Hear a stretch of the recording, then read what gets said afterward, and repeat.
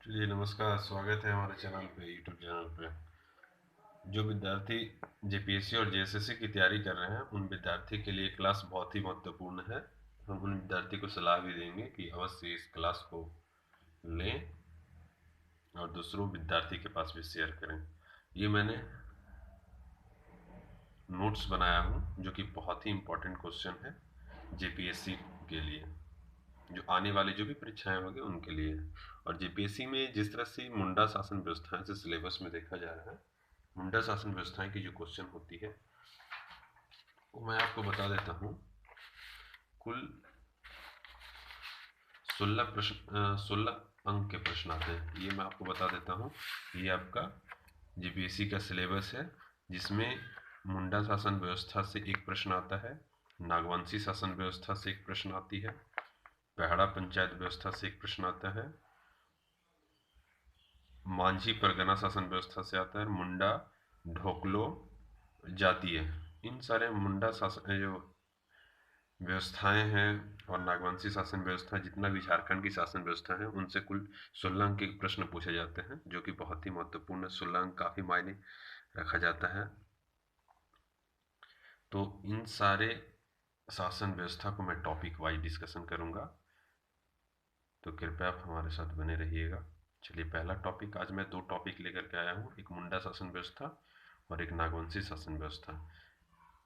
इन दोनों टॉपिक को आज की क्लास में डिस्कस करूंगा और अगले क्लास में जो होगी वो पहाड़ा पंचायत और मांझी व्यवस्था। टॉपिक वाइज सारे चीज़ मैं कवर कर दूंगा जो भी सिलेबस में आपके पूछे जाते हैं। सिलेबस के अनुसार मैं ही क्लास लूँगा, ठीक है।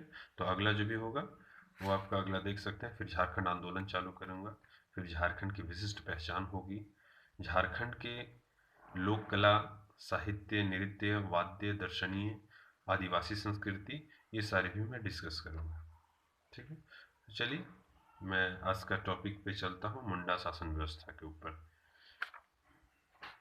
तो पहला टॉपिक है झारखंड के विभिन्न शासन व्यवस्थाएं। झारखंड की विभिन्न शासन व्यवस्थाएं क्या है, उसके बारे में आज का टॉपिक जो है मुंडा प्रशासन व्यवस्था है। मुंडा प्रशासन व्यवस्था में, जिसको अन्य नाम पहाड़ा पंचायत शासन व्यवस्था भी कहते हैं। चलिए, तो मुंडा शासन व्यवस्था का मोस्ट इम्पॉर्टेंट जो भी पॉइंट है, उन सारे पॉइंट को मैं लेकर के आया हूँ। पहला पॉइंट, चलिए मैं स्टार्ट करता हूँ। मुंडा जो है वो झारखंड में कोलेरियन समूह की एक सशक्त एवं शक्तिशाली जनजाति है। क्या है? मुंडा झारखंड में कोलेरियन समूह की एक सशक्त और शक्तिशाली जनजाति है। दूसरा पॉइंट आता है इसमें, मोस्ट इम्पॉर्टेंट पॉइंट है, इसे प्रजातीय दृष्टि से प्रोटो एस्ट्रॉइड, ये बहुत ही इम्पॉर्टेंट पॉइंट है। प्रजातीय दृष्टि से प्रोटो एस्ट्रॉइड समूह में रखा जाता है। किस समूह में रखा जाता है? प्रोटो एस्ट्रॉइड समूह में रखा जाता है। किस जनजाति को? तो मुंडा जनजाति को। इसके बाद इनका जो अगला पॉइंट आता है, इनका मूल भूमि जो है, इनका जो ओरिजिन पॉइंट माना जाता है वो तिब्बत से माना जाता है। तिब्बत, नेपाल वाले जो एरिया होते हैं वो वाले एरिया से माना जाता है मुंडा प्रशासन व्यवस्था की। इनकी भाषा की बात करेंगे, इनकी लैंग्वेज की बात करेंगे, तो इनकी जो मूल्य भाषा है, मुख्य भाषा है, वो मुंडारी भाषा है। अगला पॉइंट की बात करें तो मुंडारी भाषा ऑस्ट्रो एशियाटिक भाषा परिवार के अंतर्गत आता है। ये जो इनकी जो प्रजातीय दृष्टि थी वो ऑस्ट्रो ऑस्ट्रोलाइड समूह में रखा जाता था, और इनकी जो भाषा है मुंडारी, और मुंडारी भाषा जो है उसको ऑस्ट्रो ऑस्ट्रो एशियाटिक भाषा में रखा जाता है। अगला पॉइंट की बात करेंगे कि मुंडा अपनी भाषा को होडो जगर कहते हैं। मुंडा जनजाति जो है, उनकी जो भाषा है उस भाषा को होडो जगर भाषा कहते हैं। अगला पॉइंट की बात करें तो मुंडा जनजाति झारखंड के किस किस जिले में रहते हैं उसकी मैं चर्चा कर दूं आपको। मुंडा जनजाति मुख्य रूप से झारखंड के रांची, जो झारखंड की राजधानी रांची है, खुट्टी, हजारीबाग, गुमला, सिमडेगा, गिरिडीह, सिंहभूम और संथाल परगना में पाई जाती है।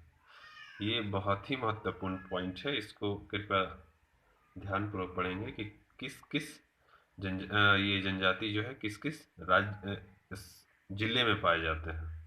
यहाँ से आपका 1 से 2 नंबर का प्रश्न बन सकता है कि मुंडा जनजाति झारखंड के किस जिले में निवास करते हैं। तो मैंने आपको बता दिया हूँ कि रांची, खुट्टी, हजारीबाग, गुमला, सिमडेगा, गिरिडीह, सिंहभूम और संथाल परगना क्षेत्र। सिंहभूम जो है में भी आपका आ जाता है। चलिए अगला पॉइंट हम लोग देख लेते हैं। अगला पॉइंट क्या है?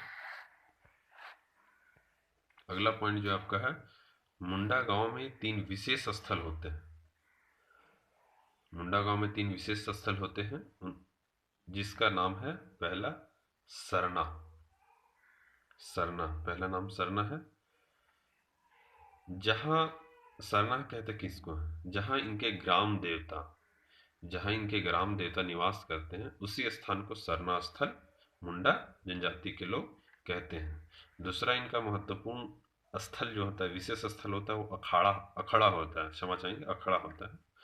अखड़ा उस जगह को कहा जाता है जहां पंचायत की बैठक होती है, कि गांव के किसी भी समस्या का निपटारा करने के लिए एक पंचायत की बैठक की जाती है। कोई भी समस्या हो जाती है तो उस जगह को अखड़ा कहा जाता है। अगला जो होता है वो शासन होता है। शासन उस स्थान को कहा जाता है जिस स्थान पे समाधि स्थल होता है। किसी भी व्यक्ति की मृत्यु हो जाती है, उसे जिस स्थान पर उसको दफनाया जाता है, उस स्थान को समाधि स्थल कहा जाता है। उसे शासन भी कहा जाता है, जो परीक्षा की दृष्टि से बहुत ही महत्वपूर्ण है। अगला पॉइंट देखेंगे। अगला पॉइंट ये है, समाधि स्थल पर पत्थर के सील रखे जाते हैं, जिसे शासन दीरी कहा जाता है। समाधि स्थल पे जहाँ पे मृत्यु होती है, मृत्यु के बाद, क्षमा चाहेंगे, जिस जगह पे दफनाया जाता है मृत शरीर को, उस जगह पे एक पत्थर के सील रखे जाते हैं, उसे शासन दीरी कहा जाता है। अगला पॉइंट है, मुंडा जनजाति गांव के युवागिरी को, ये बहुत ही महत्वपूर्ण पॉइंट है, मुंडा जनजाति गांव में युवागिरी को गीती ओड़ा कहते हैं। क्या कहते हैं? गीती ओड़ा कहा जाता है। अगला पॉइंट है, खेत बनाने वाले को खुटिकदार कहा जाता है। इस पॉइंट का मतलब ये हुआ कि जंगल जहाँ पे झाड़ी हो, उसको झाड़ी और पेड़ वगैरह को काट करके हटाया जाता है। हटाने के बाद उसे खेत बनाया जाता है, कृषि योग्य भूमि बनाया जाता है। जो व्यक्ति इसे बनाता है खेत को, उसे खुटिकदार कहा जाता है। खुटिकदार कहा जाता है। अगला पॉइंट है, मुंडा जनजातियों में प्रत्येक गांव का एक पंचायत होता है, जिसका प्रमुख मुंडा कहलाता है। गांव में का एक पंचायत होता है, पंचायत जिसका जो प्रमुख होता है उसे मुंडा कहते हैं। अगला पॉइंट है, ग्राम पंचायतों को या गांवों को मिलाकर एक पट्टी बनाया जाता है। पट्टी बनाया जाता है, जिसका प्रमुख मानकी कहलाता है। अगला पॉइंट है, कई पट्टियों को मिलाकर एक पहड़ा बनाया जाता है। जो पट्टी है, एक पट्टी बनाया जाता है, उसको तो मानकी कहा जाता है। और उसी प्रकार बहुत सारे पट्टी को अगर मिला दिया जाए, मिलाकर बनाया जाए, पहड़ा कहलाता है। पहड़ा का प्रमुख जो होता है वो राजा कहलाता है। अगला पॉइंट देखते हैं हम लोग। पहड़ा पंचायत में 5 कार्यपालक अधिकारी होते हैं। 5 कार्यपालक अधिकारी होते हैं। उनका जो नाम होता है, ये जो 5 अधिकारी कार्यपालक अधिकारी होते हैं, वो राजा के अधीन होते हैं। और ये अधिकारी का नाम बता दें आपको, ये दीवान कहलाते हैं। पहला, दूसरा ठाकुर है, तीसरा पांडे है, चौथा कर्ता है और लाल। ये सभी पद वंशानुगत होते हैं, पीढ़ी दर पीढ़ी होते हैं। अगर अभी दीवान बना है, किसी ब्राह्मण का पुत्र दीवान बना है, तो आने वाला जो दीवान का जो सीट होगा, जो कहलाएगा, अधिकारी जो होगा, वो ब्राह्मण का पुत्र ही बनेगा। तो इसे वंशानुगत कहते हैं। अगला पॉइंट चलिए हम लोग डिस्कस कर लेते हैं। नागवंशी। नागवंशी शासन व्यवस्था क्या है, इसके बारे में चर्चा कर लेते हैं। बहुत छोटा टॉपिक है नागवंशी शासन व्यवस्था का। नागवंशी शासन व्यवस्था का जो इम्पोर्टेंट पॉइंट जो है, नागवंशियों के प्रथम राजा फनी मुकुट राय थे।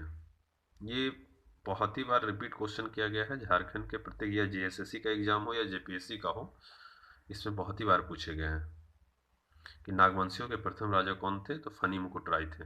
तो इसको आप स्टार मार्क कर लीजिएगा, इस पॉइंट को VVI कर लीजिएगा, ठीक है।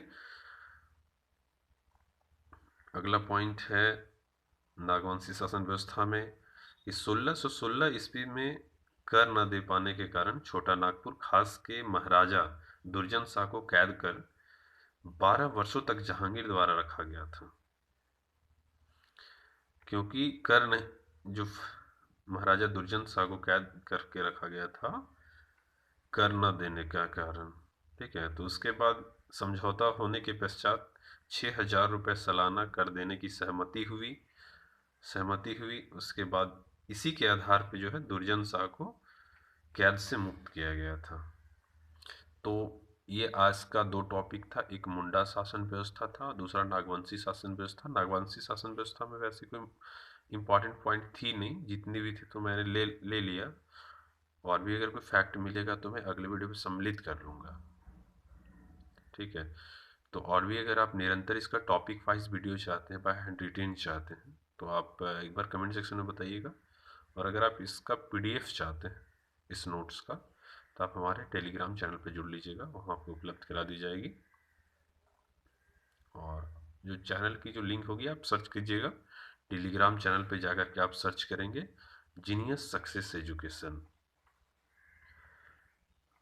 जीनियस सक्सेस एजुकेशन जाकर के आप सर्च करेंगे, वहाँ पे आपको मिल जाएगा। उसके बाद से आप टेलीग्राम चैनल को ज्वाइन कर लीजिएगा। अगला जो टॉपिक होगा वो प्रशासन व्यवस्था से भी होगी, और जो एक और मैं प्रीवियस ईयर के जितनी भी सारे क्वेश्चन हैं 2003 से जो जेपीएससी की प्रारंभिक परीक्षा हुई थी, पीटी की परीक्षा हुई थी, और 2016 में जो भी वो सारे परीक्षाओं को लेकर के, और जितनी भी झारखंड की परीक्षाएं हुई, जेएसएससी, जेपीएससी और रेडियो ऑपरेटर, जितनी सारी प्रश्न इंपॉर्टेंट क्वेश्चन मैं लेकर के आऊँगा टॉपिक वाइज, आज से ही स्टार्ट होगी। चलिए, बहुत बहुत धन्यवाद।